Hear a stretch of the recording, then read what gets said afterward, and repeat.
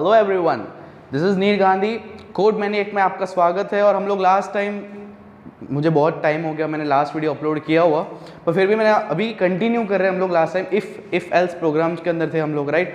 ये सी प्रोग्रामिंग के लिए और दूसरी सारी लैंग्वेजेस के लिए ये एक फ्री प्लेटफॉर्म है जहाँ पे आप बहुत सारे लैंग्वेजेस के अलग अलग पार्ट्स सीख सकते हो। And I will prefer that कि आप लोग यहाँ पे सीखो, क्योंकि बड़े बड़े इंस्टीट्यूट्स में जाके फीस देने का क्या मतलब है जब यहाँ पे तुमको इजीली सीख सकते हो। जो प्रॉब्लम्स हो, आपको क्वेश्चंस हो, आप मुझे भेजो, मैं आपको आंसर भेजता हूँ, सॉल्यूशंस भेजता हूँ, और क्या चाहिए आपको।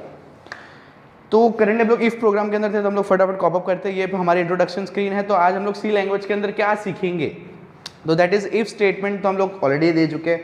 अब इफ स्टेटमेंट क्या होता है, उसको कंडीशनल ऑपरेटर्स बोला जाता है, ठीक है। तो कंडीशनल ऑपरेटर उसके अंदर यूज होते हैं एक्चुअली, पर कंडीशंस इफ के बिना कंडीशन दी नहीं जा सकती, बराबर। तो हम लोग इफ का यूज करेंगे कंडीशनल स्टेटमेंट्स के लिए, और उसके अंदर हम लोग यूज करेंगे आज नेस्टेड इफ। नेस्टेड इफ क्या होता है, जब एक से ज़्यादा कंडीशन हमको देनी है एक ही चीज़ के लिए, मतलब ऑब्जेक्ट एक ही है हमारे पास, पर अब मुझे उस ऑब्जेक्ट के अंदर एक के अंदर एक मेरे को देनी है, उसके अंदर कंडीशन देनी है एक अच्छी सी। जैसे मैंने पहले एक कंडीशन सबसे पहले दी कि भाई अगर कोई बच्चा है वो 100 में से एग्ज़ाम में दे रहा है, उसके मार्क्स आए, तो मुझे ये चेक कराना है सबसे पहले कि वो पास है या फेल। तो मैंने सबसे पहले कंडीशन क्या रखी उसके अंदर कि भाई उसका वो बच्चा जो है, बराबर, अब वो अगर 35 से ऊपर मार्क्स लाता है तो वो क्या हुआ, वो पास हो गया। अगर नहीं आता है तो वो फेल हो गया। वो एक कंडीशन हो गई। वो मैंने, अगर आपको नहीं आता कि इफ स्टेटमेंट कैसे यूज़ करना है, आप लास्ट लेक्चर में जाके देखो, आपको बहुत अच्छे से समझाए इफ कंडीशन का यूज़ कैसे करना है, सिंटैक्स और सारी चीज़ें उसके अंदर हम लोगों ने बताई है। अब हम लोग क्या करेंगे यहाँ पे कि भाई एक कंडीशन हो गई हमारी। अब दूसरी कंडीशन मुझे ये रखनी है कि भाई उसके अंदर, एक कंडीशन पे तो हमारा लूप जा ही रहा है, उसके अंदर में मुझे एक और कंडीशन डालनी है। वो कंडीशन क्या हो सकती है कि भाई 35 के ऊपर तो आ गए, चलो पास तो है बंदा, पर अब मुझे ये जानना है कि वो बच्चा कितना काबिल है।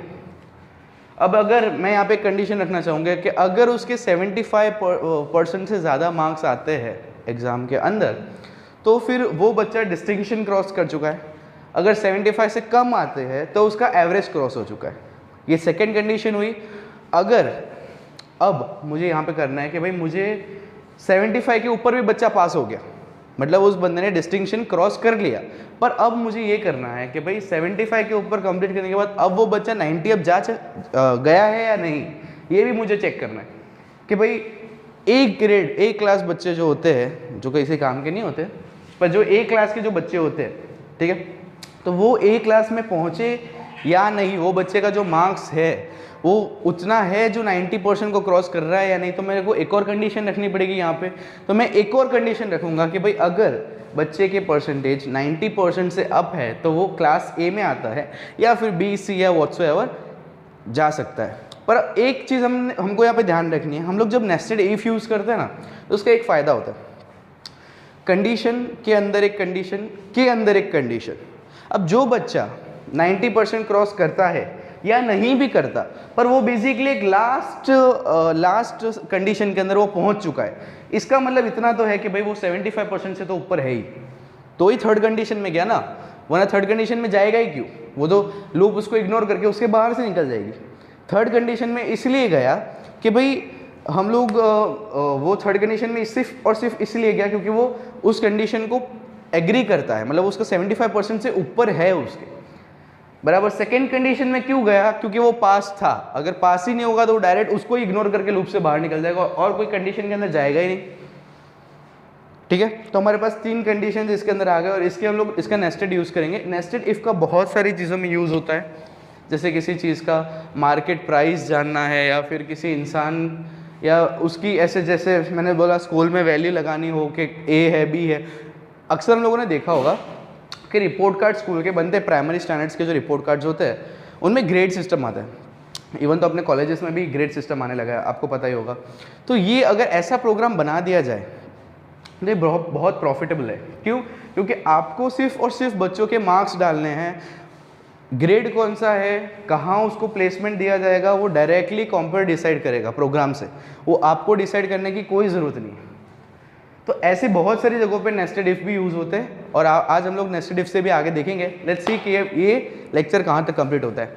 ठीक है, चलो तो ठीक है। चलो अब हम लोग इफ़ स्टेटमेंट का नेस्टेड इफ का यूज़ कैसे करते हैं हम लोग देख रहे हैं। यहाँ पे मैंने यहाँ पे एक प्रोग्राम बनाया है। ठीक है, इंक्लूड स्टीरियो.h, इंक्लूड कोनियो.h, बेसिक स्ट्रक्चर है, आपको याद होना चाहिए था।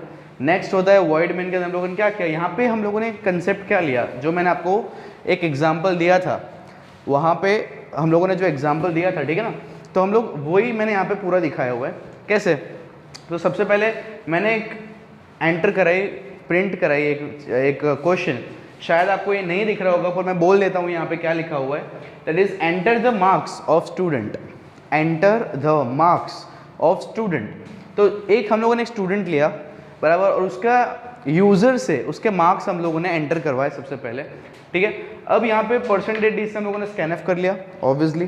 ठीक है, उसके बाद यहाँ पे मैंने इफ़ स्टेटमेंट चालू किया। तो मेरी सबसे पहली कंडीशन क्या है, मैं आपको एक और बात बता देता हूँ, जो यहाँ पे ग्रेटर देन स्मॉलर देन की साइन होती है वही कंडीशनल ऑपरेटर होता है हमारा, और ये जो है वो एक इफ स्टेटमेंट है हमारा। ठीक है, अब हम लोगों ने यहाँ पे क्या किया, सबसे पहली कंडीशन क्या ली कि भाई i इज ग्रेटर देन 35। जो मैंने बोला था सबसे पहली कंडीशन हम लोग ये लेंगे कि भाई जो स्टूडेंट है सबसे पहले ये जानना है कि वो पास है कि फेल, सीधा यही ना। ये क्यों हम लोग सोचे कि वो उसका कौन सा ग्रेड आएगा या क्या आएगा, जब तक हमको ये नहीं पता कि वो पास है या फेल। तो सबसे पहले मैंने क्या किया, उसका ग्रेड मतलब पास है या फेल उसकी कंडीशन डाली।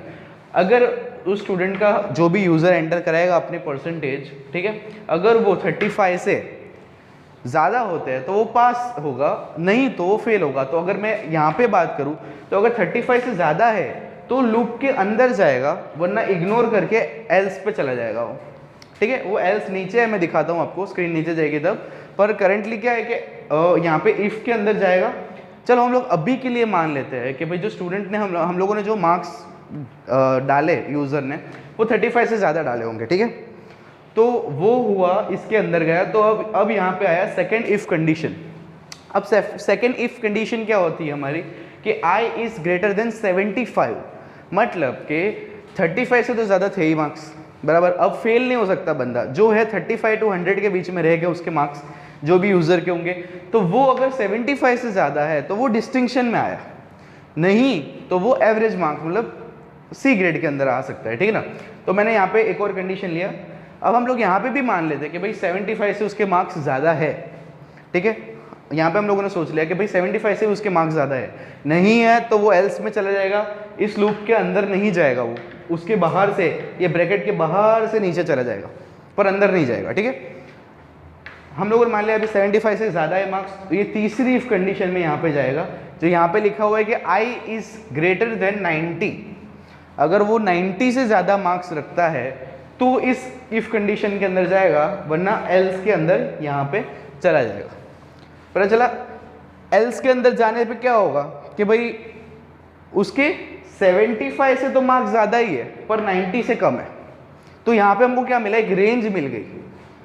ग्रेडिंग की एक रेंज होती है हर चीज़ में, ए ग्रेड की कुछ रेंज होती है, बी ग्रेड की कुछ रेंज होती है। तो यहाँ पे हमको एक रेंज मिल गई कि 75 से ज़्यादा पर 90 से कम है तो वो बी ग्रेड हुआ, अगर 90 से ज़्यादा है तो वो ए ग्रेड हुआ, और 75 से कम पर 35 से ज़्यादा है तो वो सी ग्रेड हुआ, 35 से कम है तो वो फेल हुआ, एफ ग्रेड होता है बंदे के लिए। ठीक है ना, हम लोगों ने यहाँ पे अभी ये भी मान लेते चलो कि भाई इफ उस स्टूडेंट की जो मार्क्स थे वो 90 से ज़्यादा थे, तो मैंने यहाँ पे क्या कराया, प्रिंट करवाया है, शॉर्ट चीज़ें प्रिंट करवाई है मैंने यहाँ पे।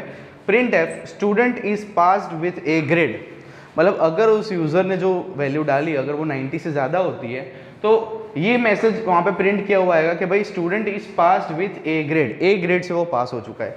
नहीं, अगर वो 90 से कम आता है तो एल्स में जाएगा, एल्स में क्या लिखा हुआ है, student is passed with B grade, मतलब 90 से ज़्यादा नहीं है पर बी ग्रेड तो है एटलीस्ट, कि 75 से 90 के बीच में उसके मार्क्स हैं।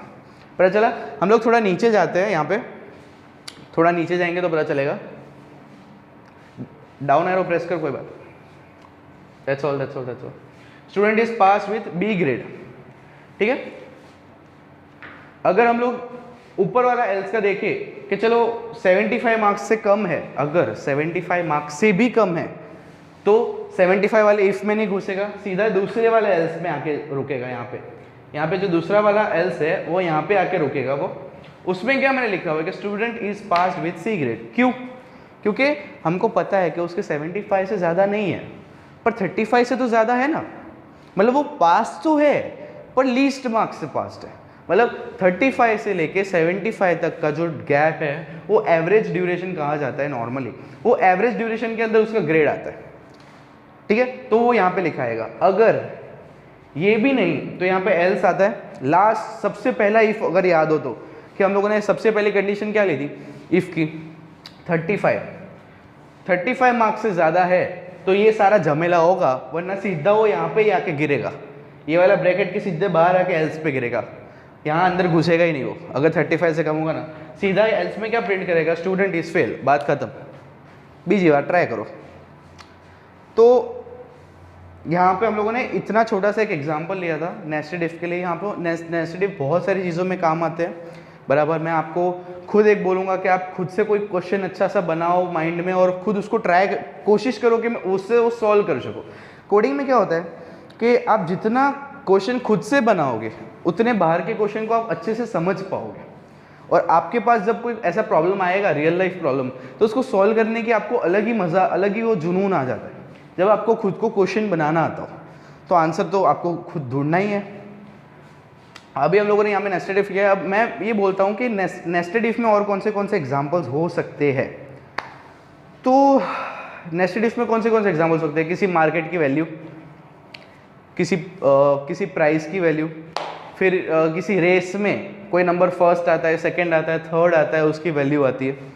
ऐसे बहुत सारे छोटे छोटे एग्जांपल्स हैं जिसकी वजह से आप नेस्टेड इफ को यूज़ कर सकते हो। पर बेस्ट एग्जांपल तो यही है, मार्क्स वाला, जो सबसे ज़्यादा यूज़ में यहाँ पे आ सकता है नेस्टेड इफ, और तो किसी में नहीं आ सकता। किसी प्रोडक्ट की वैल्यू में भी हो सकता है मार्केटिंग के लिए, ठीक है। एक्सेल शीट में हम लोग जो फॉर्मूलाज यूज़ करते हैं वो सारे यहाँ पे सेम आ रहे हैं, अगर आपको पता हो तो। यार अगर आप लोगों ने माइक्रोसॉफ्ट वर्ड पढ़ा होगा आगे, तो आपको इतना थोड़ा सा होगा, वो माइंड में याद होगा कि आप एक्सेल शीट के अंदर फॉर्मूलाज लगाते थे गेट्स के, NAND gate, NOR gate, AND gate, और फिर कंडीशंस डालते थे स्मॉल सारे। वो बस यही हो रहा है यहाँ पे, वो सारे कंडीशनल ऑपरेटर्स यहाँ पे वही यूज़ हो रहे हैं। अब इस प्रोग्राम को हम लोग एक बार रन करा के देख लेते हैं कि भाई इसका रिस्पॉन्स कैसा आ सकता है, ठीक है।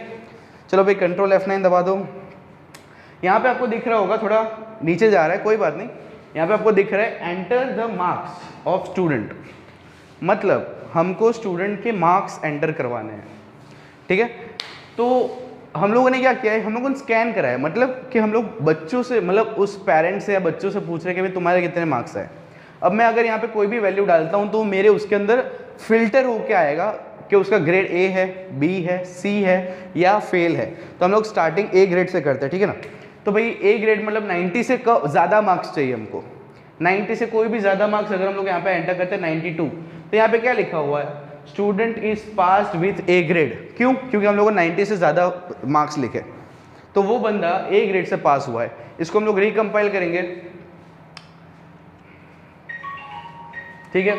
उसके अंदर हम लोगों ने यहाँ पे हम लोग दूसरा ट्राई करेंगे कि अब B ग्रेड कब आएगा, मतलब 75 से 90 के बीच में कोई भी मार्क्स आते तो उस बंदे का B ग्रेड आना चाहिए। तो भाई 75 से 90 तक के 82 लिया हम लोगों ने। अब इसका क्या आया लिखा हुआ, student is passed with B grade, ठीक है। अब उसको हम लोग रिकम्पाइल करेंगे C ग्रेड के लिए। तो C ग्रेड था 35 to 75 के बीच में। 35 से 75 के बीच में अगर कुछ भी डालते, 65 डाला है यहाँ पे, तो क्या आया, student is passed with C grade, मतलब वो बंदा C ग्रेड से पास है। और अगर उस बंदे के 35 भी नहीं आ रहे, ठीक है, तो वो किस चीज़ से पास हो गया, यहाँ पे 20 डाला तो वो फेल हो गया। बस ये शॉर्ट चीज़ है नेस्टेड इफ। यहाँ बहुत ज़्यादा लंबा खींचेंगे, कोड भले इतना लंबा वो 20-30 लाइन का बन चुका है, पर कितनी आसान चीज़ है ये समझने के लिए। एक चीज़ मैं याद रखूँगा आपको, थोड़ा ऊपर ले जाओ तो यहाँ पे एक चीज़ मैं आपको खास करके बताना चाहूँगा, कंडीशन ऑपरेटर्स की एक इशू है, ठीक है। हमारी एरो को अप करो, कोई बात नहीं। कंडीशन, यहाँ पे कंडीशन की एक प्रॉब्लम है, क्या है कि भाई यहाँ पे जो वैल्यू दिया हुआ है ना, उसका एग्जैक्ट चीज़ यहाँ पे अगर मैंने दिया हुआ है कि I अगर 90 से ज़्यादा है तो, पर अब किसी इंसान ने एग्जैक्टली 90 वैल्यू डाली ना, फिर भी वो काउंट नहीं करेगा, क्योंकि हमने कंडीशन क्या दिया हुआ है कि I की वैल्यू 90 से ज़्यादा ही होनी चाहिए। तो अब 90 से ज़्यादा क्या होता है 91, तो वो जो कंडीशन है ना वो 91 से स्टार्ट होती है, 90 से स्टार्ट नहीं होती। भले हम लोग ऐसा सोच रहे हो कि भाई कंडीशन के लिए हम लोग ऐसा करें कि 89 तक ही होना चाहिए, 90 से तो ए ग्रेड में चला गया, पर यहाँ पे अगर तुमको ऐसा करना है तो यहाँ पे 90 नहीं पर 89 लिखना पड़ेगा, तो फिर वो 90 से ए ग्रेड में गिनेगा, बाकी सबको बी ग्रेड में गिनेगा, वरना वो 90 को भी बी ग्रेड में ही गिनेगा। देखना एक बार ट्राई कर लेते। चलो कंपाइल किया हम लोगों ने, एग्जैक्ट 90 लिखता हूँ मैं यहाँ पे 90, ठीक है। आंसर क्या है, student is pass with B grade. क्यों? क्योंकि वो कंडीशन को बहुत सीरियसली लेता है, भावुक हो जाता है, बहुत सीरियसली लेता है। 90 है तो फिर 90, उससे ज़्यादा होगा तो ही मैं ए ग्रेड में जाने दूंगा, वरना एल्स में ही जाएगा, कुछ भी कर लो, ठीक है। कोई नहीं, तो हम लोग यहाँ पे खत्म करते हैं नेस्टेड इफ का। नेक्स्ट जो चीज़ होती है, इफ एल्स का पूरा खत्म हो चुका है, मैंने बोला आपको बहुत सारे एग्जांपल्स है तो आप लोग ट्राई कर सकते हो इस चीज़ को। अब इफ एल्स को छोड़ो और अब हम लोग जाएंगे डू वाइल, वाइल लूप और लूप्स के अंदर, फॉर लूप्स के अंदर, जहाँ पे एक से ज़्यादा बार हम लोग कंटिन्यूसली उस चीज़ को रिपीट करते हैं, घड़ी घड़ी एक ही कंडीशन को बहुत बार चेक करते हैं। मतलब एक कंडीशन नहीं, जैसे मैं ऐसा मांगू कि भाई मेरे को ऐसा एक प्रोग्राम बनाना है जहाँ पे 1 से 100 के बीच में कितने प्राइम नंबर्स आते हैं, कितने सारे प्राइम नंबर्स आते हैं, मेरे को ये सारे चाहिए। तो अब मैं अगर एक एक के लिए ऐसे लिखने जाऊँगा, यहाँ पे 1 है, 2 है, 3 है, तो 100 तक का लिखना पड़ेगा, मतलब एटलीस्ट 150-200 लाइन का प्रोग्राम हो जाएगा। पर फॉर लूप, वाइल लूप और डू वाइल लूप का ये प्रॉफिट है हमारे लिए कि अगर वो यूज़ करते तो हमको प्रोग्राम सिर्फ छोटे से शॉर्ट प्रोग्राम बनाने से वो 100 बार उस लूप को घुमाएगा और चेक करेगा अलग अलग कंडीशंस के ऊपर। जो हमने यहाँ से स्टार्टिंग रेंज दी हुई है और यहाँ पे एंडिंग रेंज दी हुई है, तो उसके बीच में जितनी भी रेंज होगी उस सब का चेक करेगा वो लूप बना के। तो वो होता है हमारा लूप्स। और लूप्स के थ्री मेन चीज़ें यूज़ होती है अभी के लिए सी प्रोग्राम में, that is while, do while और फॉर लूप, ठीक है। 3 ही होगी और हम लोग अपने नेक्स्ट लेक्चर के अंदर वही देखने वाले हैं कि वो कैसे यूज़ होता है और हम लोग कितना ईजी। और वो बहुत फनी है, यहाँ तक बोरिंग था मैं समझ सकता हूँ, पर वाइल और डू वाइल से हम लोग बहुत सारी चीज़ें कर सकते हैं। फॉर लूप से पैटर्न्स बना सकते हैं, शेप्स बना सकते हैं, प्राइम नंबर्स ढूंढ सकते हैं और बहुत सारी चीज़ें हम लोग अलग अलग लॉजिक, अलग अलग। यहाँ पे अब तुम्हारा जो लॉजिक माइंड है ना वो फॉर लूप के अंदर खुलेगा, क्योंकि मेन लॉजिक वहाँ पे ही होता है लूप्स के अंदर। अगर छोटी सी भी गलती हो जाती है ना तो वो इन्फिनिटी लूप में चला जाता है, वो रुकता ही नहीं है प्रोग्राम फिर। तो बहुत छोटी छोटी गलतियाँ संभाल के करना होता है, एरर्स संभाल के करना होता है, ठीक है। और एक और चीज़ मैं बोलना चाहूँगा, हम लोग जब प्रोग्रामिंग सीखते हैं ना तो एरर्स आते हैं, एरर्स से घबराना मत, उसको समझने की कोशिश करो। एक बार अगर आपने एरर समझ लिया ना, फिर अगर दूसरी बार आया तो आपको तुरंत पता चल जाएगा कि वो इसी गलती की वजह से आया। तो एरर को समझने की कोशिश करो, उससे घबराओ मत, ठीक है ना। तो हम लोग यहाँ पे कंप्लीट करते हैं अपना सी लैंग्वेज का लेक्चर आज, और नेक्स्ट लेक्चर में हम लोग सीखेंगे लूप्स। चलो बाय।